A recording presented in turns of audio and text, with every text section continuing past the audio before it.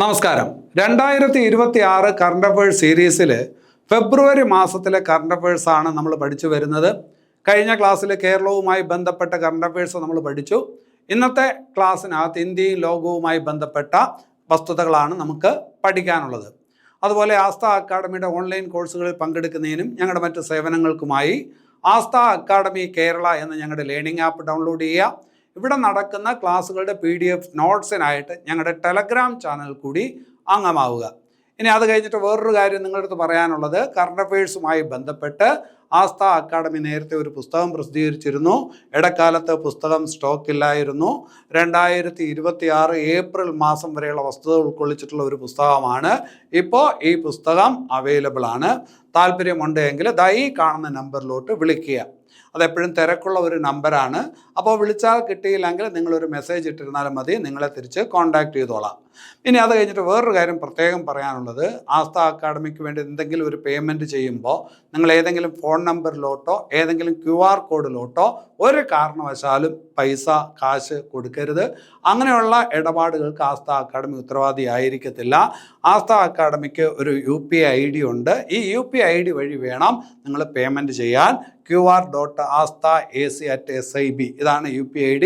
ഈ UPI ID വഴി മാത്രം പേയ്മെൻറ്റ് നടത്തുക. എന്തായാലും നമുക്ക് ക്ലാസ്സിനകത്തോട്ട് വരാം. ഞാൻ അജിത് സുമേരു. ഏവർക്കും ആസ്ഥ അക്കാഡമിയുടെ യൂട്യൂബ് ചാനലിലേക്ക് സ്വാഗതം.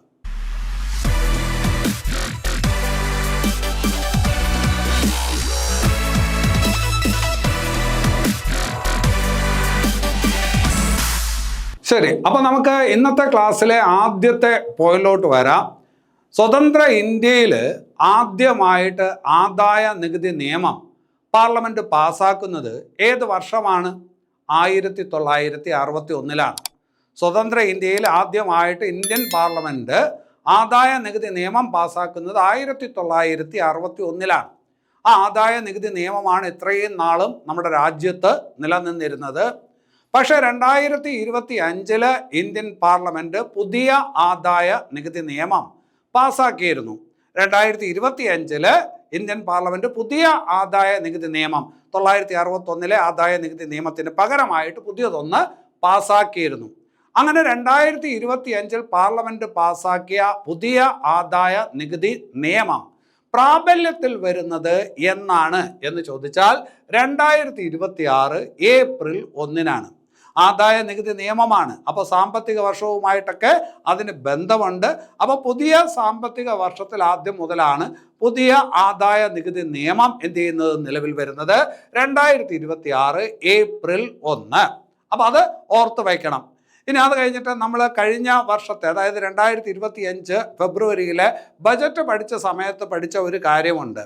പുതിയ ഈ പറഞ്ഞ ആദായ നികുതി നിയമപ്രകാരം വാർഷിക വരുമാനം 12 ലക്ഷം രൂപ വരെയാണ് എങ്കിൽ അവർക്ക് ഇൻകം ടാക്സ് നൽകേണ്ടതില്ല, ആദായ നികുതി നൽകേണ്ടതില്ല. അപ്പോൾ വാർഷിക വരുമാനം 12 ലക്ഷത്തിന് താഴെയുള്ളവരെ ആദായ നികുതിയുടെ പരിധിയിൽ നിന്ന് ഒഴിവാക്കിയിട്ടുണ്ട് എന്നുള്ള വസ്തുത ഒന്ന് മനസ്സിലാക്കി വച്ചേക്കണം. ഇനി അത് കഴിഞ്ഞിട്ട് നിങ്ങൾക്ക് അറിയാവുന്ന കാര്യമാണ് മിഷൻ സുദർശന ചക്ര. നമ്മൾ ക്ലാസ്സിനകത്ത് പറഞ്ഞിട്ടുള്ളതാണ് മിഷൻ സുദർശന ചക്ര, അല്ലെ? ഇന്ത്യയുടെ വ്യോമ പ്രതിരോധ സംവിധാനമാണെന്ന് പറയും, അല്ലെങ്കിൽ ഇന്ത്യയുടെ മിസൈൽ പ്രതിരോധ സംവിധാനമാണെന്ന് പറയും. ഇന്ത്യയുടെ വ്യോമ പ്രതിരോധ സംവിധാനമാണ്, മിസൈൽ പ്രതിരോധ സംവിധാനമാണ് മിഷൻ സുദർശന ചക്ര, അല്ലെ?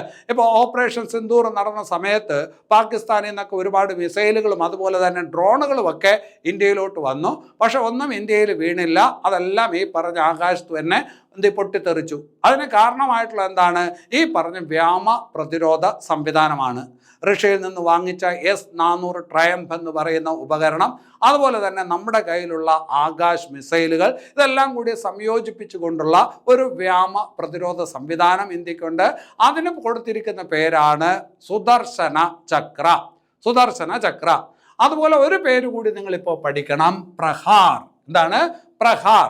എന്താണ് പ്രഹാർ എന്ന് ചോദിച്ചാൽ ഭീകരവാദത്തിന് എതിരായിട്ട് ഇന്ത്യ ആവിഷ്കരിച്ചിട്ടുള്ള വളരെ സമഗ്രവും കർശനവുമായിട്ടുള്ള ദേശീയ നയം. അതിന് കൊടുത്തിരിക്കുന്ന പേരാണ് പ്രഹാർ. അപ്പോൾ പ്രഹാർ എന്ന് പറയുമ്പോൾ നിങ്ങൾ മനസ്സിലാക്കേണ്ടത് ഭീകരവാദത്തിനെതിരെ ഈ അടുത്ത കാലത്ത് 2026 കേന്ദ്ര സർക്കാർ പ്രഖ്യാപിച്ച ദേശീയ നയമാണ് ഏത്? പ്രഹാർ. ശരി, ഇനി അത് കഴിഞ്ഞിട്ട് നമ്മൾ പഠിച്ചിട്ടുള്ള കാര്യമാണ് PSLV C61, PSLV C62. അല്ല, ഈ രണ്ട് വിക്ഷേപണങ്ങളും ISROയുടെ ഈ രണ്ട് വിക്ഷേപണങ്ങളും പരാജയപ്പെട്ടിരുന്നു എന്ന് നമ്മൾ നേരത്തെ പഠിച്ചിട്ടുണ്ട്. 2025 മെയ് മാസത്തിൽ PSLVയുടെ C61 റോക്കറ്റിന്റെ വിക്ഷേപണം പരാജയപ്പെട്ടു. അതിൽ പേടകത്തെ അയക്കാൻ നമ്മൾ ശ്രമിച്ചു, പരാജയപ്പെട്ടു അല്ലെ. അതുപോലെ തന്നെ ഈ പറഞ്ഞ 2026 ജനുവരിയിൽ PSLVയുടെ C62 റോക്കറ്റിൽ നമ്മൾ പേടകത്തെ അയക്കാൻ ശ്രമിച്ചു, പരാജയപ്പെട്ടു. ISROയെയും ഇന്ത്യയും ഞെട്ടിച്ച രണ്ട് പരാജയങ്ങളാണ്. ഇന്ത്യയുടെ എക്കാലത്തെയും വിശ്വസ്തനായിട്ടുള്ള റോക്കറ്റാണ് PSLV റോക്കറ്റ് അല്ലെ. ഇന്ത്യയുടെ എക്കാലത്തെയും ഈ പറഞ്ഞ ബഹിരാകാശ ചരിത്രത്തിലെ സൂപ്പർ ഹീറോ എന്ന് അറിയപ്പെടുന്ന റോക്കറ്റാണ് ഏത്? ഈ പറഞ്ഞ ഏറ്റവും വിശ്വസ്തനായുള്ള റോക്കറ്റാണ് PSLV റോക്കറ്റ്. പക്ഷേ അതിൻ്റെ അടുത്തടുത്തുള്ള രണ്ട് വിക്ഷേപണങ്ങളും പരാജയപ്പെട്ടത് ISRO ഞെട്ടിച്ചു. അതിനെ തുടർന്ന് PSLV C62 റോക്കറ്റിന്റെ പരാജയ കാരണങ്ങളെക്കുറിച്ച് പഠിക്കുന്നതിന് വേണ്ടിയിട്ട് ISRO ഒരു കമ്മിറ്റിയെ രൂപീകരിച്ചു. ആ കമ്മിറ്റിയുടെ അധ്യക്ഷൻ ആരാണ് എന്ന് ചോദിച്ചാൽ doctor K Sivan. Doctor K Sivan ആരാണെന്ന് നിങ്ങൾക്കറിയാം. ISROയുടെ മുൻ ചെയർമാനാണ് ആര്?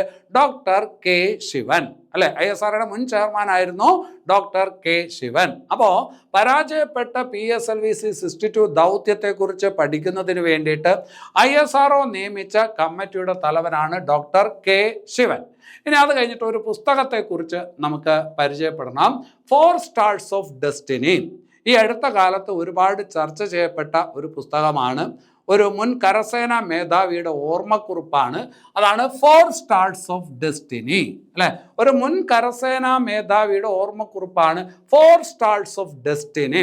ഈ അടുത്ത കാലത്ത് നമ്മുടെ പാർലമെന്റിനകത്തും പാർലമെന്റിന് പുറത്തുമൊക്കെ ഒരുപാട് വിവാദങ്ങൾക്ക് തിരികൊളുത്തിയ ഒരു പുസ്തകമാണ് 4 സ്റ്റാർസ് ഓഫ് ഡെസ്റ്റിനി. ഈ പുസ്തകം രചിച്ചതാര്? ഈ പുസ്തകം രചിച്ച മുൻ കരസേനാ മേധാവി ആര്? നല്ല ചോദ്യമായിരിക്കും. പരീക്ഷയ്ക്ക് നിങ്ങൾ ഈ ചോദ്യം പ്രതീക്ഷിക്കുക തന്നെ വേണം. ആരാണെന്ന് ചോദിച്ചാൽ ജനറൽ മനോജ് മുകുന്ദ് നരവനെ. ജനറൽ മനോജ് മുകുന്ദ് നരവനെയാണ് ഈ പുസ്തകം രചിച്ചിരിക്കുന്നത്. ശ്രദ്ധിച്ചു വയ്ക്കുക, വരുന്ന പരീക്ഷയ്ക്ക് ഈ ചോദ്യം ഉണ്ടാവും. ഇനി അത് കഴിഞ്ഞിട്ട് വേറൊരു ഭാഗത്തോട്ട് വരാം. ഇന്ത്യയിലെ ആദ്യത്തെ ഡ്രോൺ റൺവേ നിർമ്മിക്കപ്പെടുന്നത് എവിടെയാണ്? ഇന്ത്യയിലെ ആദ്യത്തെ ഡ്രോൺ റൺവേ അല്ലെ. ആധുനിക യുദ്ധമുറകളിൽ ഡ്രോണുകൾക്ക് എന്തുമാത്രം പ്രാധാന്യമുണ്ട് എന്ന് നമ്മളെല്ലാവരും മനസ്സിലാക്കിക്കൊണ്ടിരിക്കുകയാണ്. ഓപ്പറേഷൻ സിന്ദൂർ നടന്ന സമയത്ത്, ഇന്ത്യയും പാകിസ്ഥാനും തമ്മിൽ സംഘർഷമുണ്ടായ സമയത്ത് ഡ്രോണുകൾ എത്രത്തോളം നാശം വിതയ്ക്കുമെന്ന് നമ്മൾ മനസ്സിലാക്കിയിട്ടുണ്ട്. ഇപ്പോൾ ഈ പറഞ്ഞ പശ്ചിമേഷ്യയിൽ സംഘർഷം നടക്കുന്നു. അവിടെ ഈ പറഞ്ഞ ഡ്രോൺ എത്രത്തോളം നാശം വിതയ്ക്കുന്നു എന്ന് നമ്മൾ മനസ്സിലാക്കിക്കൊണ്ടിരിക്കുന്നു. അപ്പോൾ ആധുനിക യുദ്ധതന്ത്രങ്ങളിൽ ഡ്രോണുകൾക്ക് വലിയ പ്രാധാന്യമുണ്ട്. അത് തിരിച്ചറിഞ്ഞുകൊണ്ട് നമ്മൾ എന്ത് ചെയ്യുന്നു? ഡ്രോൺ റൺവേ നിർമ്മിക്കുന്നു. എവിടെയാണ് നിർമ്മിക്കുന്നത് എന്നുള്ളതാണ് ചോദ്യം. എവിടെയാണ്? ഉത്തർപ്രദേശിലാണ്. ഉത്തർപ്രദേശിൽ മീററ്റിൽ. അപ്പോൾ ഇന്ത്യയിലെ ആദ്യ ഡ്രോൺ റൺവേ നിലവിൽ വരുന്നത്, നിർമ്മിച്ചു വരുന്നത് എവിടെയാണ് എന്ന് ചോദിച്ചാൽ അത് ഉത്തർപ്രദേശിൽ മീററ്റിലാണ്. അതുപോലെ മീററ്റിൻ്റെ കാര്യം പറയുമ്പോൾ ഇന്ത്യയിലെ ഏറ്റവും വേഗതയുള്ള മെട്രോ സർവീസ് ഈ അടുത്ത കാലത്ത് പ്രധാനമന്ത്രി ഉദ്ഘാടനം ചെയ്തു. അതായത് 2026 ഫെബ്രുവരിയിൽ പ്രധാനമന്ത്രി ഉദ്ഘാടനം ചെയ്തു. ഏതാണ് ആ മെട്രോ സർവീസ് എന്ന് ചോദിച്ചാൽ മീററ്റ് മെട്രോ സർവീസാണ്. മീററ്റ് മെട്രോ സർവീസ് അല്ലെ. ഇനി അത് കഴിഞ്ഞിട്ട് എന്താണ് റംസാർ പട്ടിക എന്ന് നിങ്ങൾക്കറിയാം. തണ്ണീർത്തടങ്ങളുടെ സംരക്ഷണത്തിന് വേണ്ടിയിട്ടുള്ള ഒരു കരാറാണ് റംസാർ കരാർ എന്നും അതിൻ്റെ അടിസ്ഥാനത്തിലുള്ള ഈ പറഞ്ഞ റംസാർ കേന്ദ്രങ്ങൾ ഓരോ രാജ്യങ്ങളിലും ഉണ്ട് എന്നും നിങ്ങൾക്കറിയാം. തണ്ണീർത്തടങ്ങളുടെ സംരക്ഷണവുമായി ബന്ധപ്പെട്ടിരിക്കുന്നതാണ് റംസാർ കേന്ദ്രങ്ങൾ എന്ന് പറയും. ഇന്ത്യയിൽ ഇന്ന് ഇപ്പോൾ ഞാനിത് പറയുന്ന സമയത്ത് എത്ര റംസാർ കേന്ദ്രങ്ങളുണ്ടെന്ന് ചോദിച്ചാൽ 98 റംസാർ കേന്ദ്രങ്ങളുണ്ട്. ഏറ്റവും ഒടുവിൽ 2026 ഫെബ്രുവരിയിൽ 2 റംസാർ കേന്ദ്രങ്ങൾ കൂടി ഇന്ത്യയിൽ പ്രഖ്യാപിക്കപ്പെട്ടു. ഇന്ത്യയിൽ പ്രഖ്യാപിക്കപ്പെട്ട 2 റംസാർ കേന്ദ്രങ്ങൾ ഏതൊക്കെയെന്ന് ചോദിച്ചാൽ ഒന്ന് പട്ന പക്ഷി സങ്കേതം, വേറൊന്ന് ചാരിദണ്ഡ് തണ്ണീർത്തടം. ഇത് രണ്ടും കൂടി ആയപ്പോൾ ഇന്ത്യയിൽ ഇന്ന് മൊത്തം എത്ര റംസാർ കേന്ദ്രങ്ങളുണ്ട്, അല്ലെങ്കിൽ റംസാർ പട്ടികയിൽ പ്പെടുത്തിയ തണ്ണീർത്തട കേന്ദ്രങ്ങൾ അല്ലെങ്കിൽ റംസാർ കേന്ദ്രങ്ങൾ എത്ര എണ്ണം ഉണ്ട് എന്ന് ചോദിച്ചാൽ 98 എണ്ണം ഉണ്ട്. എത്ര എണ്ണം ഉണ്ട്? 98. ഈ 98 എണ്ണത്തിൽ ഏറ്റവും കൂടുതൽ റംസാർ കേന്ദ്രങ്ങളുള്ളത് ഏത് സംസ്ഥാനത്താണ് എന്ന് ചോദിച്ചാൽ തമിഴ്നാട്ടിലാണ്. ഇന്ത്യയിൽ ഏറ്റവും കൂടുതൽ തണ്ണീർത്തട കേന്ദ്രങ്ങളുള്ളത് ഏത് സംസ്ഥാനത്താണ് എന്ന് ചോദിച്ചാൽ എവിടെയാണ്? അത് തമിഴ്നാട്ടിലാണ്. അവിടെ പരീക്ഷയ്ക്ക് വരുന്ന ചോദ്യം, ഇപ്പോൾ ഈ പറഞ്ഞ തണ്ണീർത്തട കേന്ദ്രമായിട്ട് പ്രഖ്യാപിച്ച അല്ലെങ്കിൽ റംസാർ കേന്ദ്രമായി പ്രഖ്യാപിച്ച പട്ന പക്ഷി സങ്കേതം, പട്ന പക്ഷി സങ്കേതം ഏത് സംസ്ഥാനത്താണ്? പട്ന പക്ഷി സങ്കേതം ഏത് സംസ്ഥാനത്താണ് എന്ന് ചോദിച്ചാൽ ബീഹാർ എന്ന് ചാടി വീണ് എഴുതരുത്, അത് പാറ്റ്ന വേറെ. ഇത് പട്ന പക്ഷി സങ്കേതം. പട്ന പക്ഷി സങ്കേതം ഉത്തർപ്രദേശിലാണ് അല്ലേ. അപ്പോൾ റംസാർ പട്ടികയിൽ ഉൾപ്പെട്ട പട്ന പക്ഷി സങ്കേതം ഏത് സംസ്ഥാനത്താണ് എന്ന് ചോദിച്ചാൽ അതെവിടെയാണ്? ഉത്തർപ്രദേശിലാണ്. അതുപോലെ ചാരിദണ്ഡ് തണ്ണീർത്തടം, റംസാർ പട്ടികയിൽ ഈ അടുത്ത കാലത്ത് ഉൾപ്പെട്ട ചാരിദണ്ഡ് തണ്ണീർത്തടം ഏത് സംസ്ഥാനത്താണ് എന്ന് ചോദിച്ചാൽ അതെവിടെയാണ്? അത് ഗുജറാത്തിലാണ്. ചാരിദണ്ഡ് തണ്ണീർത്തടം എവിടെ? ഗുജറാത്തിലാണ്. ഇനി അത് കഴിഞ്ഞിട്ട് ഇന്ത്യയിലെ ആദ്യത്തെ മ്യൂസിക് റോഡ് എവിടെയാണ്? ഇന്ത്യയിലെ ആദ്യത്തെ മ്യൂസിക് റോഡ്, അതായത് വണ്ടി പോകുമ്പോൾ എന്ത് കേൾക്കും? സംഗീതം കേൾക്കും. വണ്ടി കടന്നു പോകുമ്പോൾ നമ്മൾ കാറ് പോവുകയാണെങ്കിൽ ഈ പറഞ്ഞ ഒരു സാമാന്യ സ്പീഡിൽ പോകണം, ഒരു 70-80 കിലോമീറ്ററിനകത്താണ് നമ്മൾ ആ റോഡിൽ കൂടി പോകുന്നതെങ്കിൽ എന്ത് കേൾക്കും? സംഗീതം കേൾക്കും. ജയ് ഹോ എന്ന് പറയുന്ന A.R. റഹ്മാൻ്റെ ഈ പറഞ്ഞ പാട്ട് കേൾക്കാനായിട്ട് പറ്റും. അങ്ങനെ ഇന്ത്യയിലെ ആദ്യത്തെ മ്യൂസിക് റോഡ് നിലവിൽ വന്നത് എവിടെയാണ് എന്ന് ചോദിച്ചാൽ ഇന്ത്യയിലെ ആദ്യത്തെ മ്യൂസിക് റോഡ് വന്നത് മുംബൈയിലാണ്. എന്താണ് ഇതുകൊണ്ടുള്ള ഉദ്ദേശം? അപ്പോൾ ഈ പറഞ്ഞ ഒരു ഹൈവേ കൂടി വണ്ടി ഇങ്ങനെ കത്തിച്ചു പോകും അല്ലെ, വളരെ വേഗത്തിൽ പോകും. അപ്പോൾ അവിടെ ഈ പറഞ്ഞ ഒരു 60-80 കിലോമീറ്ററിനകത്താണ് നിങ്ങൾ വണ്ടി ഓട്ടിക്കുന്നതെങ്കിൽ ആ റോഡിൽ കൂടി പോകുമ്പോൾ സംഗീതം കേൾക്കും എന്നുണ്ടെങ്കിൽ നിങ്ങൾ അല്പം പതുക്കെ പോകും അല്ലെ, നിങ്ങൾ അല്പം പതുക്കെ പോകും. അപ്പോൾ അമിതമായിട്ടുള്ള വാഹന വേഗത നിയന്ത്രിക്കാനുള്ള ഒരു ചെറിയ സ്ട്രാറ്റജിയൊക്കെയാണ്. അപ്പോൾ അതാണ് ഈ പറഞ്ഞ ഇന്ത്യയിലെ ആദ്യത്തെ മ്യൂസിക് റോഡ്. ഇന്ത്യയിലെ ആദ്യത്തെ മ്യൂസിക് റോഡ് എവിടെയെന്ന് ചോദിച്ചാൽ അതെവിടെയാണ്? മുംബൈയിലാണ് അല്ലേ. അപ്പം ഞാൻ പറഞ്ഞു വേഗത ഒന്ന് കുറയ്ക്കുക എന്നുള്ള ഉദ്ദേശം ഇതിൻ്റെ പിറകിലുണ്ട്, അങ്ങനെ ഒരു സൈക്കോളജി ഇതിനകത്തുണ്ട് എന്ന് ഞാൻ പറഞ്ഞു. ഇതുപോലെ വേറൊരു കാര്യം നമ്മൾ നേരത്തെ പഠിച്ചിട്ടുണ്ട്. ഇന്ത്യയിലെ ആദ്യത്തെ റെഡ് ടേബിൾ ടോപ്പ് റോഡ്, ഇന്ത്യയിലെ ആദ്യത്തെ റെഡ് ടേബിൾ ടോപ്പ് റോഡ് അല്ലെ. സാധാരണഗതിയിൽ റോഡിൽ മഞ്ഞയും വെള്ളയും വര കാണാം, പക്ഷെ അതിന് പകരമായിട്ട് ഈ പറഞ്ഞ ചുവന്ന കോളങ്ങളൊക്കെ കണ്ടാൽ എങ്ങനെ ഇരിക്കും? അതാണ് റെഡ് ടേബിൾ ടോപ്പ് റോഡ്. ഇന്ത്യയിലെ ആദ്യത്തെ റെഡ് ടേബിൾ ടോപ്പ് റോഡ് എവിടെയാണ്? നമ്മൾ പഠിച്ചിട്ടുണ്ട്, മധ്യപ്രദേശിലാണ്. പരീക്ഷയ്ക്ക് ചോദിക്കാൻ കൊള്ളാവുന്ന ചോദ്യമാണ്. മധ്യപ്രദേശിലാണ് NH 45. NH 45 എന്ന് പറയുന്നത് മധ്യപ്രദേശിലുള്ള റോഡാണ്. ജബൽപൂരിനെയും ഭോപ്പാലിനെയും തമ്മിൽ ബന്ധിപ്പിക്കുന്ന ഈ പറഞ്ഞ നാഷണൽ ഹൈവേയാണ് NH 45. അവിടെ ഈ പറഞ്ഞ ഒരു ടൈഗർ റിസർവ് ഉണ്ട്, Veerangana Durgavati tiger reserve. Veerangana Durgavati tiger reserve ആ ഭാഗത്തു കൂടിയാണ് ഈ റോഡ് കടന്നു പോകുന്നത്. അപ്പോൾ അവിടെ ഒരു ടൈഗർ റിസർവാണ്. അപ്പോൾ അവിടെ വേഗത കുറയ്ക്കാൻ വേണ്ടിയിട്ടാണ് ഈ പറഞ്ഞ റെഡ് ടേബിൾ ടോപ്പായിട്ട് ഈ പറഞ്ഞ വരച്ചു വച്ചേക്കുന്നത്, അല്ലെങ്കിൽ ആ ഒരു നിറം അവിടെ കൊടുത്തതിൻ്റെ പിന്നിലുള്ള ഉദ്ദേശം അതാണ്. അപ്പോൾ അതുപോലെ വേഗത കുറയ്ക്കുക എന്നുള്ള ഉദ്ദേശത്തോടു കൂടി തുടങ്ങിയ ഒരു റോഡാണ് ഇന്ത്യയിലെ ആദ്യത്തെ മ്യൂസിക് റോഡ്. അതെവിടെയെന്ന് ചോദിച്ചാൽ മുംബൈയിലാണ്. അതേസമയം ഇന്ത്യയിലെ ആദ്യത്തെ ടേബിൾ ടോപ്പ് റെഡ് റോഡ് എവിടെയാണ് എന്ന് ചോദിച്ചാൽ അത് മധ്യപ്രദേശിലാണ്, NH 45. ഇനി അത് പറയുമ്പോൾ ഒരു കാര്യം കൂടി നിങ്ങൾ മനസ്സിലാക്കി വയ്ക്കുക. ഞാൻ NH 45 എന്നാണ് പറഞ്ഞത്, NH 44 എന്ന് കേട്ടിട്ടുണ്ടോ? ഇന്ത്യയിലെ ഏറ്റവും ദൈർഘ്യമേറിയ ദേശീയപാത. ഇന്ത്യയിലെ ഏറ്റവും ദൈർഘ്യമേറിയ ദേശീയപാത, ശ്രീനഗറിനെയും കന്യാകുമാരിയും തമ്മിൽ ബന്ധിപ്പിക്കുന്ന ഇന്ത്യയിലെ ഏറ്റവും ദൈർഘ്യമേറിയ ദേശീയപാത എന്ന് ചോദിച്ചാൽ അത് NH 44. പണ്ട് നമ്മൾ പഠിച്ചിട്ടുണ്ട്, ഓർത്ത് വയ്ക്കുക. ഇനി അത് കഴിഞ്ഞിട്ട് എന്താണ് മിലാൻ 2026? മിലാൻ 2026 എന്ന് പറയുന്നത് ഇന്ത്യയുടെ നേതൃത്വത്തിലുള്ള ഒരു സംയുക്ത നാവിക അഭ്യാസമാണ്. 70ഓളം രാജ്യങ്ങൾ പങ്കെടുക്കുന്ന ഇന്ത്യയുടെ നേതൃത്വത്തിൽ സംഘടിപ്പിക്കപ്പെട്ടിരിക്കുന്ന ഒരു സംയുക്ത നാവിക അഭ്യാസം. അതിന് കൊടുത്തിരിക്കുന്ന പേരാണ് മിലാൻ 2026. അതെവിടെ വെച്ചാണ് നടക്കുന്നത്? ബംഗാൾ ഉൾക്കടലിൽ വെച്ചിട്ടാണ് ഈ രാജ്യങ്ങളുടെ സംയുക്ത നാവിക അഭ്യാസം നടക്കുന്നത്. ബംഗാൾ ഉൾക്കടൽ. അപ്പൊ അത് ആ പറഞ്ഞ പരിപാടി ഉദ്ഘാടനം ചെയ്യപ്പെട്ടത് എവിടെയെന്ന് ചോദിച്ചാൽ വിശാഖപട്ടണത്ത് വെച്ചിട്ടാണ്. അപ്പോൾ ഇന്ത്യ സംയുക്തമായിട്ട് നടപ്പിലാക്കുന്ന, മറ്റു രാജ്യങ്ങളുടെ സഹായത്തോടെ, മറ്റു രാജ്യങ്ങളുടെ സഹകരണത്തോടെ നടപ്പിലാക്കുന്ന സംയുക്ത നാവിക അഭ്യാസം മിലാൻ 2026 ഉദ്ഘാടനം ചെയ്യപ്പെട്ടത് എവിടെ എന്നാണ് ചോദിക്കുന്നതെങ്കിൽ അതിൻ്റെ ഉത്തരം വിശാഖപട്ടണം. ആ സംയുക്ത സൈനിക അഭ്യാസം, അതായത് ആ നാവികാഭ്യാസം നടക്കുന്നത് എവിടെ വെച്ചാണ് എന്ന് ചോദിച്ചാൽ ബംഗാൾ ഉൾക്കടലിൽ വെച്ചാണ്. അപ്പോൾ ആ പേര് പരിചയപ്പെടണം, മിലാൻ 2026. ഒരു വലിയ ഈ പറഞ്ഞ നാവികാഭ്യാസമാണ് മിലാൻ 2026. എവിടെയാണ്? ബംഗാൾ ഉൾക്കടലിൽ. ആ പരിപാടി ഉദ്ഘാടനം ചെയ്യപ്പെട്ടത് എവിടെ വെച്ചാണ്? വിശാഖപട്ടണത്ത് വെച്ചാണ് എന്നുള്ളത് ഓർത്തു വയ്ക്കണം. ഇനി അത് കഴിഞ്ഞിട്ട് വാർത്തകളിൽ വന്ന ഒരു നല്ല ഒരു പോയിന്റാണ് ഭാസ്കർ വർമ്മ പാലം. ഭാസ്കർ വർമ്മ പാലം ഈ അടുത്ത കാലത്ത് പ്രധാനമന്ത്രി ഉദ്ഘാടനം ചെയ്ത പാലമാണ്. 2026 ഫെബ്രുവരിയിൽ പ്രധാനമന്ത്രി ഉദ്ഘാടനം ചെയ്ത പാലമാണ് ഭാസ്കർ വർമ്മ പാലം. ഭാസ്കർ വർമ്മ പാലം ഏത് സംസ്ഥാനത്താണ്? നല്ലൊരു ചോദ്യം. ആസാമിലാണ്. ഭാസ്കർ വർമ്മ പാലം ഏത് സംസ്ഥാനത്താണ്? ആസാമിലാണ്. ഏത് നദിക്ക് കുറുകെയാണ്?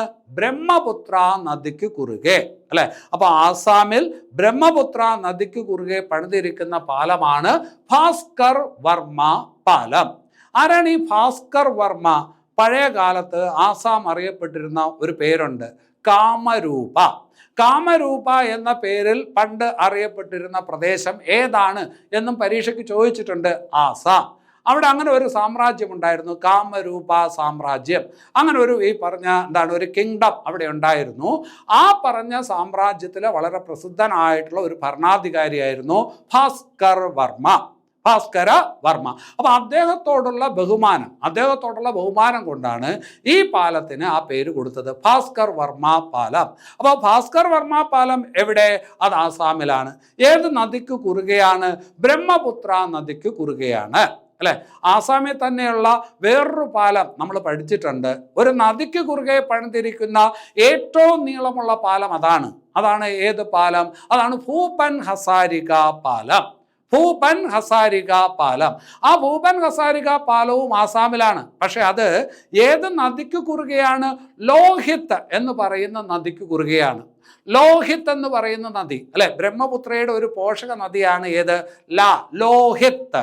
ഏതാണ്? ലോഹിത് എന്ന് പറയുന്ന നദിക്ക് കുറുകെയാണ് ഭൂപൻ ഹസാരിക പാലം. ഭാസ്കർ വർമ്മ പാലം ഏതിൻ്റെ കുറുകെയാണ്? ബ്രഹ്മപുത്ര നദിക്ക് കുറുകെയാണ്. ഇത് രണ്ടും എവിടെ തന്നെയാണ്? ഇത് രണ്ടും ആസാമിൽ തന്നെയാണ്. പഠിച്ചു വയ്ക്കുക. കറണ്ട് അഫയേഴ്സ് ഭാഗത്തും ചോദിക്കും, ഇന്ത്യൻ ജോഗ്രഫി ഭാഗത്തും ചോദിക്കും. ശരി, ഇനി അത് കഴിഞ്ഞിട്ട് യുമാൻ ഖേംചന്ദ് ഏത് സംസ്ഥാനത്തിലെ മുഖ്യമന്ത്രിയാണ്? യുമാൻ ഖേംചന്ദ് ഏത് സംസ്ഥാനത്തിലെ മുഖ്യമന്ത്രിയായിട്ടാണ് 2026 ഫെബ്രുവരിയിൽ അധികാരമേറ്റത് എന്ന് ചോദിച്ചാൽ മണിപ്പൂരിൻ്റെ പുതിയ മുഖ്യമന്ത്രിയാണ്. മണിപ്പൂരിൽ ഈ പറഞ്ഞ ഗോത്ര സംഘർഷമാണെന്നറിയാം. മെയ്തികളും കുക്കികളും തമ്മിൽ ഗോത്ര സംഘർഷം നടക്കുന്ന സ്ഥലമാണ്. കുറച്ചു കാലം ഈ പറഞ്ഞ പട്ടാള ഭരണമായിരുന്നു. വീണ്ടും ഈ പറഞ്ഞ സർക്കാർ രൂപീകരിച്ചു, അല്ലെങ്കിൽ ഈ പറഞ്ഞ സംസ്ഥാന ഭരണം അവിടോട്ട് പുനഃസ്ഥാപിക്കുകയാണ്. അപ്പോൾ അവിടെ ഈ പറഞ്ഞ മുഖ്യമന്ത്രിയായിട്ട് നിയമിക്കപ്പെട്ടത് ആരെന്ന് ചോദിച്ചാൽ യുമാൻ ഖേംചന്ദ്. നല്ല ചോദ്യമാണ്. യുമാൻ ഖേംചന്ദ് ഏത് സംസ്ഥാനത്തിന് മുഖ്യമന്ത്രിയായിട്ടാണ് 2026 ഫെബ്രുവരിയിൽ നിയമിക്കപ്പെട്ടതെന്ന് ചോദിച്ചാൽ മണിപ്പൂരിൻ്റെ മുഖ്യമന്ത്രിയാണ്. ഇനി അത് കഴിഞ്ഞിട്ട് ബാഫ്റ്റ. എന്താണ് ബാഫ്റ്റ? ബാഫ്റ്റ എന്ന് പറഞ്ഞാൽ ബ്രിട്ടീഷ് ഈ പറഞ്ഞ അക്കാഡമി കൊടുക്കുന്ന ഒരു പുരസ്കാരമാണ്. ബ്രിട്ടീഷ് അക്കാഡമി കൊടുക്കുന്ന, അതായത് സിനിമ, ടെലിവിഷൻ ആ പറഞ്ഞ രംഗത്ത് നൽകുന്ന പുരസ്കാരമാണ് ബാഫ്റ്റ പുരസ്കാരം. ബ്രിട്ടൻ കൊടുക്കുന്ന പുരസ്കാരമാണ്. UK ബേസ്ഡ് ആയിട്ടുള്ള പുരസ്കാരമാണ് ബാഫ്റ്റ പുരസ്കാരം. അത് ഈ പറഞ്ഞ ചിൽഡ്രൻസ് ആൻഡ് ഫാമിലി വിഭാഗത്തിൽ ഒരു സിനിമയ്ക്ക്, ഇന്ത്യയിലെ ഒരു സിനിമയ്ക്ക് ലഭിച്ചു. അപ്പോൾ ചിൽഡ്രൻസ് ആൻഡ് ഫാമിലി വിഭാഗത്തിൽ ബാഫ്റ്റ പുരസ്കാരം നേടിയ ഇന്ത്യൻ ചലച്ചിത്രം ഏത് എന്ന് ചോദിച്ചാൽ ആ ചലച്ചിത്രത്തിൻ്റെ പേരാണ് ബൂങ്ക്. ഏതാണ്? ബൂങ്ക് എന്ന് പറയുന്ന സിനിമ. ഈ ചിത്രം ഏത് ഭാഷയിലുള്ള ചിത്രം എന്നറിയാമോ? മണിപ്പൂരി ചിത്രമാണ്. ഏതാണ്? മണിപ്പൂരി ചിത്രമാണ് അല്ലെ. അപ്പൊ യുമാൻ ഖേംചന്ദ് മണിപ്പൂരിലെ പുതിയ മുഖ്യമന്ത്രിയാണ്. 2026 ചിൽഡ്രൻസ് ആൻഡ് ഫാമിലി വിഭാഗത്തിൽ ബാഫ്റ്റ പുരസ്കാരം നേടിയ മണിപ്പൂരി ചിത്രമാണ് ബൂം എന്നുള്ളത് ഓർത്ത് വയ്ക്കണം. ഇനി അത് കഴിഞ്ഞിട്ട് ISROയുടെ ആദ്യത്തെ ഡാർക്ക് സ്കൈ പദ്ധതി, ISROയുടെ ആദ്യത്തെ ഡാർക്ക് സ്കൈ പദ്ധതി എവിടെയാണ് എന്ന് ചോദിച്ചാൽ അത് ലഡാക്കിലാണ്. ലഡാക്കിൽ ഹാൻലേ എന്ന് പറയുന്ന ഒരു സ്ഥലമുണ്ട്. ഏതാണ്? ഹാൻലേ എന്ന് പറയുന്ന സ്ഥലത്താണ് ഇന്ത്യയിലെ ആദ്യത്തെ ഡാർക്ക് സ്കൈ പദ്ധതി ആര് നടപ്പിലാക്കുന്നത്? ISRO നടപ്പിലാക്കുന്നത്. എന്താണ് ഡാർക്ക് സ്കൈ പദ്ധതി? വളരെ സിമ്പിളാണ്, നക്ഷത്ര നിരീക്ഷണമാണ്. ഡാർക്ക് സ്കൈ പദ്ധതി എന്ന് പറഞ്ഞാൽ എന്താണ്? നക്ഷത്ര നിരീക്ഷണമാണ്. നക്ഷത്ര നിരീക്ഷണത്തിന് തടസ്സം എന്താണ്? പ്രകാശമാണ്. പ്രകാശമുണ്ടെങ്കിൽ നക്ഷത്ര നിരീക്ഷണം കാര്യമായിട്ട് നടക്കത്തില്ല. അപ്പോൾ എന്താണ് ഈ പറഞ്ഞ പ്രകാശ മലിനീകരണം ഒഴിവാക്കിക്കൊണ്ട് നല്ല രീതിയിൽ നക്ഷത്ര നിരീക്ഷണം നടത്തുന്നതിന് വേണ്ടിയിട്ടുള്ള ഒരു ഫെസിലിറ്റി, ആ ഫെസിലിറ്റി ഈ പറഞ്ഞ ISRO ഉണ്ടാക്കിയത്, ആ ഡാർക്ക് സ്കൈ പദ്ധതി നടപ്പിലാക്കുന്നത് എവിടെ എന്ന് ചോദിച്ചാൽ അത് ലഡാക്കിലെ ഹാൻലേ എന്ന് പറയുന്ന സ്ഥലത്താണ്. ലഡാക്കിലെ ഹാൻലേ എന്ന് പറയുന്ന സ്ഥലത്താണ്. പ്രത്യേകം ശ്രദ്ധിച്ചു വയ്ക്കുക. ഇനി അത് കഴിഞ്ഞിട്ട് നല്ലൊരു ചോദ്യമാണ് സവാൽകോട്ട് ജലവൈദ്യുത പദ്ധതി. സവാൽകോട്ട് ജലവൈദ്യുത പദ്ധതി എവിടെയാണ് എന്ന് പരീക്ഷയ്ക്ക് ചോദിച്ചേക്കാം. ഇതുവരെ ചോദിച്ചിട്ടില്ല. ഇനി വരുന്ന കാലത്ത് ഈ പറഞ്ഞ ഈ ചോദ്യം ചോദ്യ പേപ്പറിൽ പ്രത്യക്ഷപ്പെടും. ഓർത്തു വയ്ക്കണം. സവാൽകോട്ട് ജലവൈദ്യുത പദ്ധതി ഏത് സ്ഥലത്താണ് എന്ന് ചോദിച്ചാൽ അത് കാശ്മീരിലാണ്, ജമ്മു കാശ്മീരിലാണ്. സവാൽകോട്ട് ജലവൈദ്യുത പദ്ധതി എവിടെ? ജമ്മു കാശ്മീരിൽ. അടുത്ത ചോദ്യം പിറകേന്ന് വരും. സവാൽകോട്ട് ജലവൈദ്യുത പദ്ധതി ഏത് നദിയിലാണ്? ചിനാബ് നദിയിലാണ് അല്ലെ. സിന്ധുവിൻ്റെ ഏറ്റവും വലിയ പോഷക നദിയാണ് ചിനാബ് എന്ന് പഠിച്ചിട്ടുണ്ട്. സിന്ധുവിൻ്റെ ഏറ്റവും വലിയ പോഷക നദിയാണ് ചിനാബ്. ആ ചിനാബിലാണ് ഏത്? സവാൽകോട്ട് ജലവൈദ്യുത പദ്ധതി. ഏതാണ്ട് 1700-1800 മെഗാവാട്ട് ഉൽപാദന ശേഷിയുള്ള ഒരു പദ്ധതിയാണ്. അതായത് നമ്മുടെ ഇടുക്കി ജലവൈദ്യുത പദ്ധതിയുടെ ഈ പറഞ്ഞ ഇരട്ടിയോളം ഈ പറഞ്ഞ എന്താണ് ഉൽപാദന ശേഷി അതിനകത്തുണ്ട്. ഇടുക്കി ജലവൈദ്യുത പദ്ധതിയുടെ ഉൽപാദന ശേഷി 780 മെഗാവാട്ടാണെന്ന് നിങ്ങൾക്ക് അറിയാം അല്ലെ. അപ്പൊ ഇതിപ്പോ ഏതാണ്ട് 1500-1800 അടുപ്പിച്ച് ഈ പറഞ്ഞ ഉൽപാദന ശേഷിയുള്ള ഈ പറഞ്ഞ ഒരു ജലവൈദ്യുത പദ്ധതിയാണ്. സവാൽകോട്ട് ജലവൈദ്യുത പദ്ധതി എവിടെയാണ് എന്ന് ചോദിച്ചാൽ ജമ്മു കാശ്മീരിലാണ്. ഏത് നദിയിലാണ് ഈ പറഞ്ഞ പ്രോജക്റ്റ് വരുന്നത് എന്ന് ചോദിച്ചാൽ അത് ചിനാബ് നദിയിലാണ് അല്ലെ. ചിനാബ് നദിയിൽ നമ്മൾ വേറൊരു പദ്ധതി ഇതുപോലെ പഠിച്ചിട്ടുണ്ട്. ഏതാണ്? ബഗ്ലിഹർ ജലവൈദ്യുത പദ്ധതി നമ്മൾ പഠിച്ചിട്ടുണ്ട്, പരീക്ഷയ്ക്ക് ചോദിച്ചിട്ടുമുണ്ട്. ബഗ്ലിഹർ ജലവൈദ്യുത പദ്ധതി അത് ഏത് നദിയിലാണ്? അതും ചിനാബ് നദിയിലാണ്. വേറൊരു ക്ലാസ്സിൽ നമ്മൾ പഠിച്ചിട്ടുണ്ട് ദുൽഹസ്തി അണക്കെട്ട്. ഈ അടുത്ത കാലത്ത് വാർത്തകളിൽ വന്നതാണ്.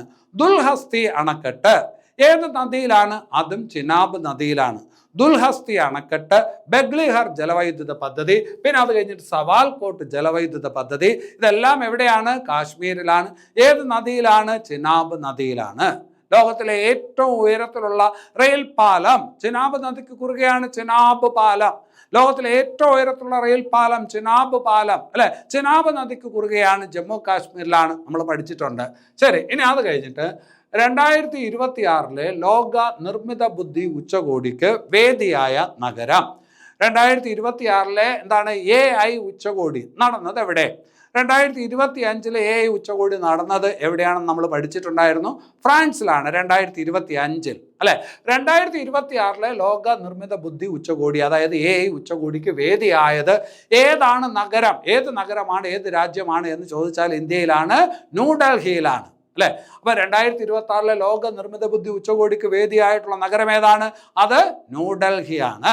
ശരി, ഇനി അതുമായിട്ട് ബന്ധപ്പെട്ട് ചില കാര്യങ്ങൾ ഓർത്തു വയ്ക്കണം. ക്ലോഡ് സോണറ്റ് അല്ലെ. എന്താണ് ക്ലോഡ് സോണറ്റ്? നിങ്ങൾ ചാറ്റ് GPT എന്ന് കേട്ടിട്ടുണ്ട്. ചാറ്റ് GPT എന്ന് പറയുന്ന ഒരു സാധനം കേട്ടിട്ടുണ്ട് അല്ലെ. ഓപ്പൺ AI എന്ന് പറയുന്ന ഒരു അമേരിക്കൻ കമ്പനി, ഓപ്പൺ AI എന്ന് പറയുന്ന അമേരിക്കൻ ടെക് കമ്പനി അല്ലെ. ആ ടെക് കമ്പനി പുറത്തിറക്കിയ ചാറ്റ് ബോട്ടാണ് ഏതെന്ന് പറയുന്നത് ചാറ്റ് GPT അല്ലെ. അപ്പോൾ ഓപ്പൺ AI പുറത്തിറക്കിയ ഈ പറഞ്ഞ എന്താണ് ഒരു ചാറ്റ് ബോട്ടാണ് ചാറ്റ് GPT. വിവരങ്ങൾ അറിയാൻ നമുക്ക് സഹായിക്കുന്ന ഒരു സാധനം അത് ഏതാണ്? Chat GPT. അപ്പോൾ അത് നമുക്കറിയാം, ഓപ്പൺ AI പുറത്തിറക്കിയതാണ് അല്ലെ. അതുപോലെ ഡീപ് സീക്ക് എന്ന് പറഞ്ഞിട്ട് നിങ്ങൾ കേട്ടിട്ടുണ്ട്. ചൈനയിലെ ഈ പറഞ്ഞ ചാറ്റ് ബോട്ടാണ്, അല്ലെ. ചൈനയുടെ ഈ പറഞ്ഞ ഒരു AI പ്ലാറ്റ്ഫോമാണ്, ഈ ചാറ്റ് ബോട്ടാണ് ഏത് ഡീപ് സീക്ക് എന്ന് നിങ്ങൾ പഠിച്ചിട്ടുണ്ട്. അതുപോലെ തന്നെ ജെമിനി എന്ന് പറയുന്നത് ഏതിൻ്റെ AI പ്ലാറ്റ്ഫോമാണ്? ഗൂഗിളിൻ്റെ AI പ്ലാറ്റ്ഫോമാണ് ഈ പറഞ്ഞ ജെമിനി. അതും ഈ പറഞ്ഞൊരു ചാറ്റ് ബോട്ടാണ്, അല്ലെ, ജെമിനി. അതുപോലെ ഈ പറഞ്ഞ ക്ലോഡ് സോണറ്റ് എന്ന് പറയുന്ന ഈ പറഞ്ഞൊരു ചാറ്റ് ബോട്ടുണ്ട്. ക്ലോഡ് സോണറ്റ് എന്ന് പറയുന്ന ചാറ്റ് ബോട്ട് വികസിപ്പിച്ച കമ്പനി ഒരു അമേരിക്കൻ കമ്പനിയാണ്, ആന്ത്രോപിക്. ഏതാണ്? ആന്ത്രോപിക് എന്ന് പറയുന്ന അമേരിക്കൻ കമ്പനി വികസിപ്പിച്ച ചാറ്റ് ബോട്ടാണ് ക്ലോഡ് സോണറ്റ്. ഇതൊക്കെ എന്തുകൊണ്ടാണ് പറയുന്നത്? 2026 ലോക നിർമ്മിത ബുദ്ധി ഉച്ചകോടി നടന്നത് എവിടെ വെച്ചിട്ടാണ്? ന്യൂഡൽഹിയിൽ വെച്ചിട്ടാണ്. അപ്പോൾ അതുമായി ബന്ധപ്പെട്ട് ഒരുപാട് വാർത്തകൾ വന്നു. അപ്പോൾ അതിനകത്ത് നിറഞ്ഞു നിന്ന കുറച്ച് കാര്യങ്ങളാണ്. നിങ്ങളുടെ പരീക്ഷയ്ക്ക് IT എന്ന് പറയുന്ന ഒരു ഭാഗമുണ്ട്. അവിടെ കറണ്ട് അഫയേഴ്സിൽ വല്ല ചോദ്യങ്ങളും ചോദിച്ചാൽ ഈ ചോദ്യങ്ങളൊക്കെ ചോദിക്കാൻ പറ്റും. അപ്പോൾ ക്ലോഡ് സോണറ്റ് എന്ന് പറയുന്ന എന്താണ് ചാറ്റ് ബോട്ട്, അത് ആന്ത്രോപിക്കിൻ്റെതാണ്. ജെമിനി അത് ഏതിൻ്റെയാണ്? ഗൂഗിളിൻ്റെയാണ്, അല്ലെ. ഗൂഗിളിൻ്റെ AI ഡിപ്പാർട്ട്മെൻ്റ് ഉണ്ട്. ഗൂഗിളിൻ്റെ AI ഡിപ്പാർട്ട്മെൻറ്റിന് വേറെ പേരാണ് ഡീപ് മൈൻഡ് എന്നാണ് പേര്. ഗൂഗിളിൻ്റെ AI ഡിപ്പാർട്ട്മെൻറ്റിൻ്റെ പേരാണ് ഈ പറഞ്ഞ അതിൻ്റെ റിസർച്ചും കാര്യങ്ങളുമായിട്ടുള്ള ഒരു ഈ പറഞ്ഞ ഡിപ്പാർട്ട്മെൻ്റ് ഉണ്ട്, ഡീപ് മൈൻഡ്. ഇപ്പോൾ ഇവിടെ ഗൂഗിളിൻ്റെ AI പ്ലാറ്റ്ഫോം അല്ലെങ്കിൽ ഈ പറഞ്ഞ ചാറ്റ് ബോട്ട് എന്താണെന്ന് ചോദിച്ചു കഴിഞ്ഞാൽ ജെമിനിയാണ്. ചാറ്റ് GPT എന്ന് പറയുന്നത് നിങ്ങൾക്ക് അറിയാം. ചാറ്റ് GPT ഓപ്പൺ AIയുടേതാണ്. സാം ആൾട്ട്മാൻ നിങ്ങൾ പഠിച്ചിട്ടുണ്ട്, അല്ലേ. അത് ഈ പറഞ്ഞ അമേരിക്കൻ ടെക് കമ്പനിയാണ്. ഏത്? ഓപ്പൺ AI എന്ന് പറയുന്ന അമേരിക്കൻ ടെക് കമ്പനിയുടേതാണ്. അതുപോലെ ചൈനീസ് ഈ പറഞ്ഞ ചാറ്റ് ബോട്ടാണ് ഏത്? ഡീപ് സീക്ക് എന്നറിയാം. ഒരുപാട് വാർത്താ പ്രാധാന്യം നേടിയ ഈ പറഞ്ഞൊരു ചാറ്റ് ബോട്ടാണ് ഡീപ് സീക്ക്. അതുപോലെ ഇൻഡസ് എന്ന് പറയുന്ന ഒരു ഈ പറഞ്ഞ ചാറ്റ് ബോട്ട്, നേരത്തെ പറഞ്ഞ ക്ലോഡ് സോണറ്റിന്, ജെമിനിക്ക്, ചാറ്റ് GPTക്ക്, ഡീപ് സീക്കിന് ഒക്കെ അതുപോലെയുള്ള ഈ പറഞ്ഞ ഒരു ചാറ്റ് ബോട്ട് അത് ഈ പറഞ്ഞ ഇന്ത്യ വികസിപ്പിച്ചു. ഇന്ത്യ വികസിപ്പിച്ചു എന്ന് പറയുമ്പോൾ ഇന്ത്യയിലെ ഒരു ഈ പറഞ്ഞ ടെക് കമ്പനി വികസിപ്പിച്ചു. ആ ടെക് കമ്പനിയുടെ പേരെന്ത് എന്ന് ചോദിച്ചാൽ സർവം AI. അപ്പോൾ ഇന്ത്യൻ ടെക് കമ്പനി ആയിട്ടുള്ള സർവം AI, chat GPT, deep seek, Gemini എന്നിവയ്ക്ക് ബദലായിട്ട് നിർമ്മിച്ച ഈ പറഞ്ഞ എന്താണ് ചാറ്റ് ബോട്ട് എന്ന് ചോദിച്ചാൽ ഇൻഡസ് എന്നാണ് ആ ചാറ്റ് ബോട്ടിൻ്റെ പേര്. ശ്രദ്ധിച്ചു വയ്ക്കണം. ഈ ഭാഗത്ത് നിന്ന് നിങ്ങൾ ഒരു മാർക്ക് പ്രതീക്ഷിച്ചോണം. IT മേഖലയിലെ ചോദ്യങ്ങൾ കറണ്ട് അഫയേഴ്സ് ആയിട്ട് പ്രതീക്ഷിച്ചോണം. ഇനി അത് കഴിഞ്ഞിട്ട് ആഗോള അഴിമതി സൂചിക. ആഗോള അഴിമതി സൂചികയിൽ ഇന്ത്യയുടെ സ്ഥാനം എത്രയാണ്? 2026 വരുന്ന ആദ്യത്തെ സൂചികയാണ്. അപ്പോൾ 2026 ആഗോള അഴിമതി സൂചികയിൽ ഇന്ത്യയുടെ സ്ഥാനം എത്രാമതാണ് എന്ന് ചോദിച്ചാൽ 91ാമതാണ്. എത്രാമതാണ്? 91. ആഗോള അഴിമതി സൂചികയിൽ ഇന്ത്യയുടെ സ്ഥാനം 91. മൊത്തം 182 രാജ്യങ്ങളാണ് പട്ടികയിലുള്ളത്. അതിൽ ഒന്നാമതുള്ളത് ആഗോള അഴിമതി സൂചികയിൽ ഒന്നാമതുള്ളത് ഏത് രാജ്യമെന്ന് ചോദിച്ചാൽ ഡെൻമാർക്കാണ്. എന്ന് പറഞ്ഞാൽ ഏറ്റവും അഴിമതി കുറഞ്ഞ രാജ്യം, ലോകത്തെ ഏറ്റവും അഴിമതി കുറഞ്ഞ രാജ്യം അതാണ് ഏത്? ഡെൻമാർക്ക്. അപ്പോൾ ആഗോള അഴിമതി സൂചികയിൽ ഒന്നാം സ്ഥാനത്ത് ഡെൻമാർക്കാണ്. താഴോട്ട് പോകും തോറും അഴിമതി കൂടിക്കൊണ്ടിരിക്കും. അപ്പോൾ 182 രാജ്യങ്ങളിൽ 182ാമത് ഉള്ള രാജ്യമാണ് ഏറ്റവും അഴിമതിയുള്ള രാജ്യം എന്നർത്ഥം. അപ്പോൾ അതിൽ ഇന്ത്യയുടെ സ്ഥാനം എത്ര എന്ന് ചോദിച്ചാൽ ആഗോള അഴിമതി സൂചികയിൽ ഇന്ത്യയുടെ സ്ഥാനം 91. ആ പട്ടികയിൽ ഒന്നാമതുള്ളത് ഡെൻമാർക്കാണ് എന്ന് ഓർത്തു വയ്ക്കുക. ഇനി അത് കഴിഞ്ഞിട്ട് 2026 Santosh trophy final. Santosh trophy final, ആ ഫൈനലിൽ വിജയിച്ചത്, കിരീടം നേടിയത് ഏത് ടീമാണ്? അല്ലെ. സന്തോഷ് ട്രോഫി എന്ന് പറയുന്നത് ഇന്ത്യയുടെ ആഭ്യന്തര ഫുട്ബോൾ മത്സരമാണ്. രഞ്ജി ട്രോഫി എന്ന് പറയുന്നത് ഇന്ത്യയുടെ ആഭ്യന്തര ക്രിക്കറ്റ് മത്സരമാണ്. അപ്പോൾ സന്തോഷ് ട്രോഫി അതായത് ഇന്ത്യയുടെ ആഭ്യന്തര ഫുട്ബോൾ ടൂർണമെന്റ് 2026 അതിൻ്റെ ഫൈനൽ നടന്നു. 2025 മുതലേ ആ ടൂർണമെന്റ് നടക്കുന്നുണ്ട്. ഫൈനൽ 2026 നടന്നു. ആ ഫൈനലിൽ ഈ പറഞ്ഞ കിരീടം നേടിയത് ഏത് ടീമാണ്? സർവീസസ് ആണ്, പട്ടാളക്കാരുടെ ടീമാണ്. സർവീസസ് ആണ് ഈ പറഞ്ഞ സന്തോഷ് ട്രോഫി കിരീടം 2026 നേടിയത്. അല്ലെ. ആരെ തോൽപ്പിച്ചാണ് നേടിയത്? കേരളത്തെ തോൽപ്പിച്ചാണ് നേടിയത്. അപ്പോൾ സന്തോഷ് ട്രോഫി കിരീടം നേടിയത് സർവീസസ്. ഫൈനലിൽ കേരളത്തെ തോൽപ്പിച്ച് സർവീസസ് കിരീടം നേടി. അതെപ്പോഴും പരീക്ഷയ്ക്ക് ചോദിക്കുന്നതാണ്. സന്തോഷ് ട്രോഫി, രഞ്ജി ട്രോഫി ഇതൊക്കെ ഈ പറഞ്ഞ കൃത്യമായിട്ട് കറണ്ട് അഫയേഴ്സ് ഭാഗത്ത് പഠിച്ചു വച്ചിരിക്കണം. ഇനി അത് കഴിഞ്ഞിട്ട് നല്ലൊരു ചോദ്യമാണ് ക്രിട്ടിക്കൽ മിനറൽ. ക്രിട്ടിക്കൽ മിനറൽ വേറെ രീതിയിൽ പറഞ്ഞാൽ അപൂർവ ധാതു. ക്രിട്ടിക്കൽ മിനറൽ അഥവാ അപൂർവ ധാതു, ആർട്ടിഫിഷ്യൽ ഇൻ്റലിജൻസ് നിർമ്മിത ബുദ്ധി എന്നിവയിൽ പരസ്പരം സഹകരിക്കുന്നതിന് വേണ്ടിയിട്ട് അമേരിക്കയുടെ നേതൃത്വത്തിൽ വന്ന കൂട്ടായ്മ അല്ലെ, അതായത് ക്രിട്ടിക്കൽ മിനറൽ, ആർട്ടിഫിഷ്യൽ ഇൻ്റലിജൻസ് എന്നീ രംഗങ്ങളിൽ പരസ്പര സഹകരണത്തിനായിട്ട് അമേരിക്ക മുന്നോട്ടിറങ്ങി ഉണ്ടാക്കിയിട്ടുള്ള ഒരു കൂട്ടായ്മയുണ്ട്. ആ കൂട്ടായ്മയുടെ പേരെന്ത് എന്നുള്ളത് ചോദിക്കും. നല്ല ചോദ്യമാണ്, കാലിക പ്രസക്തിയുള്ള ഒരു ചോദ്യമാണ്. പാക്സിലിക്ക. എന്താണ്? പാക്സിലിക്ക അല്ലെ. അപ്പൊ ക്രിട്ടിക്കൽ മിനറൽ, ആർട്ടിഫിഷ്യൽ ഇൻ്റലിജൻസ് എന്നീ രംഗങ്ങളിൽ ഈ പറഞ്ഞ ഒരു കൂട്ടായ്മ ഉണ്ടാക്കിയിട്ടുണ്ട്. ആര്? അമേരിക്ക ഉണ്ടാക്കിയ ആ കൂട്ടായ്മയ്ക്ക് കൊടുത്തിരിക്കുന്ന പേരാണ് പാക്സിലിക്ക. ഈ കൂട്ടായ്മയിൽ ഇന്ത്യയും അംഗമാണ് അല്ലെ, ഇന്ത്യയും അംഗമാണ്. ഇപ്പോൾ അപൂർവ ധാതുക്കൾ എന്ന് പറയുമ്പോൾ പല കാര്യങ്ങൾ നിർമ്മിക്കുന്നതിന് വേണ്ടിയിട്ടുള്ള സാധനങ്ങൾ അതാത് രാജ്യത്തുണ്ടാവണമെന്നില്ല. പലപ്പോഴും അപൂർവമായിട്ടുള്ള ധാതുക്കൾ വേറെ പല രാജ്യങ്ങളിൽ നിന്ന് വേണം നമുക്ക് കിട്ടാൻ. പക്ഷെ അങ്ങനെയുള്ള രാജ്യങ്ങൾ അത് നൽകാതിരുന്നാൽ ലോകത്താകെ ഒരു പ്രതിസന്ധി ഉണ്ടാവും. അപ്പം അങ്ങനെയുള്ള അപൂർവ ധാതുക്കൾ ഒരുപാടുള്ള ഒരു രാജ്യമാണ് ചൈന. ഈ അടുത്ത കാലത്ത് അപൂർവ ധാതുക്കളുടെ ഈ പറഞ്ഞ കയറ്റുമതിയിൽ ചൈന നിയന്ത്രണം കൊണ്ടുവന്നിരുന്നു. അതിനെ തുടർന്നാണ് ഈ പറഞ്ഞ ഈ രംഗത്ത് ക്രിട്ടിക്കൽ മിനറൽ, അപൂർവ ധാതുക്കൾ അല്ലെങ്കിൽ ആർട്ടിഫിഷ്യൽ ഇൻ്റലിജൻസ് എന്നീ മേഖലകളിൽ പരസ്പര സഹകരണത്തിന് വേണ്ടിയിട്ട് ഒരു കൂട്ടായ്മ അമേരിക്ക മുന്നോട്ടിറങ്ങി ഉണ്ടാക്കിയത്. അതിൻ്റെ പേരാണ് പാക്സിലിക്ക. ഇനി അത് കഴിഞ്ഞിട്ട് നിങ്ങൾക്കറിയാം ബംഗ്ലാദേശിൽ എന്ത് നടന്നു? ആഭ്യന്തര കലാപം നടന്നു. ബംഗ്ലാദേശിൽ ആഭ്യന്തര കലാപം നടക്കുകയും അവിടുത്തെ ഈ പറഞ്ഞ പ്രധാനമന്ത്രി അല്ലെ ഇവിടെ ഇന്ത്യയിൽ അഭയം പ്രാപിക്കുകയും ചെയ്തു എന്ന് നിങ്ങൾക്ക് അറിയാം. അതിനെ തുടർന്ന് മുഹമ്മദ് യൂനുസിൻ്റെ നേതൃത്വത്തിലുള്ള ഒരു താൽക്കാലിക ഭരണകൂടമാണ് ബംഗ്ലാദേശിൽ ഭരിച്ചു വന്നിരുന്നത് എന്ന് നിങ്ങൾക്കറിയാം. ഇപ്പോൾ ഈ പറഞ്ഞ അവിടെ തെരഞ്ഞെടുപ്പ് നടന്നു. ബംഗ്ലാദേശ് നാഷണലിസ്റ്റ് പാർട്ടിക്ക് ഭൂരിപക്ഷം കിട്ടി. അപ്പോൾ ബംഗ്ലാദേശ് നാഷണലിസ്റ്റ് പാർട്ടിയുടെ നേതാവ് താരിഖ് റഹ്മാൻ ബംഗ്ലാദേശിലെ പ്രധാനമന്ത്രിയായി. അപ്പോൾ ബംഗ്ലാദേശിലെ പ്രധാനമന്ത്രിയായിട്ട് ഈ അടുത്ത കാലത്ത് നിയമിക്കപ്പെട്ടത് ആരാണ്? താരിഖ് റഹ്മാൻ അല്ലെ. അദ്ദേഹത്തിൻ്റെ പാർട്ടിയാണ് Bangladesh nationalist party. Bangladesh nationalist party അല്ലെ.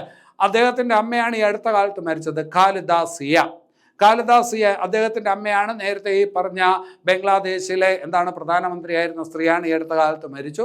നമ്മൾ അതും പഠിച്ചിട്ടുണ്ടായിരുന്നു. ഖാലിദ സിയയുടെ മകനാണ് ആര്? താരിഖ് റഹ്മാൻ. അപ്പോൾ അവിടുത്തെ താൽക്കാലിക ഭരണം തീർന്നു. അതായത് മുഹമ്മദ് യൂനുസിൻ്റെ താൽക്കാലിക ഭരണകൂടത്തിൻ്റെ കാലാവധി കഴിഞ്ഞു. ഇപ്പോൾ അവിടെ ഈ പറഞ്ഞ ഒരു തിരഞ്ഞെടുക്കപ്പെട്ട സർക്കാർ ഉണ്ടായിരിക്കുന്നു. അപ്പോൾ അത് ശ്രദ്ധിച്ച് വയ്ക്കുക. അപ്പോൾ 2026 ഫെബ്രുവരി മാസത്തിലെ ഏറ്റവും പ്രധാനപ്പെട്ട കറണ്ട് അഫയേഴ്സ് ആണ് നമ്മൾ പഠിച്ചത്. ഏറ്റവും പ്രധാനപ്പെട്ട കാര്യങ്ങൾ മാത്രമേ ക്ലാസ്സിനകത്ത് പറയുന്നുള്ളൂ. അല്ലാത്തത് പറഞ്ഞു കഴിഞ്ഞാൽ ഏറ്റവും പ്രധാനപ്പെട്ടത് നേരെ ചൊവ്വേ പ്രസൻറ്റ് ചെയ്യാൻ പറ്റാതെ പോകും, നിങ്ങളുടെ ശ്രദ്ധയിൽ നിന്ന് മാറിപ്പോവുകയും ചെയ്യും. അതുകൊണ്ടാണ് അങ്ങനെ തിരഞ്ഞെടുത്ത് പറയുന്നത്. അപ്പോൾ ഇനി മറ്റു ചില കാര്യങ്ങളുണ്ട്. ആ കാര്യങ്ങൾ ഏതിനകത്ത് ഉൾക്കൊള്ളിക്കും? അത് നമ്മുടെ നോട്ട്സിനകത്ത് ഉൾക്കൊള്ളിക്കും. നോട്ട്സ് നിങ്ങൾക്ക് ടെലഗ്രാം ചാനലിൽ നിന്ന് ലഭിക്കും. ഇനി അത് കഴിഞ്ഞിട്ട് ഈ ക്ലാസ് നിങ്ങൾക്ക് ഇഷ്ടപ്പെട്ടു എങ്കിൽ തീർച്ചയായിട്ടും ലൈക്ക് ചെയ്യണം, കമൻറ്റ് ചെയ്യണം, ഷെയർ ചെയ്യണം. ഈ ചാനലിനെ കുറിച്ച് മറ്റുള്ള ആൾക്കാരോട് പറയണം. കുറച്ച് പേരെ ഈ ചാനൽ നിങ്ങൾ എന്തായാലും പരിചയപ്പെടുത്തണം. നിങ്ങളുടെ പ്രോത്സാഹനമൊക്കെ ഉണ്ടെങ്കിൽ മാത്രമേ ഈ രീതിയിൽ നമുക്ക് മുമ്പോട്ട് പോകാനായിട്ട് കഴിയൂ. അതുണ്ടാകുമെന്ന് വിശ്വസിച്ചുകൊണ്ട് നിർത്തുന്നു. എല്ലാവർക്കും നല്ലത് വരട്ടെ. നന്ദി.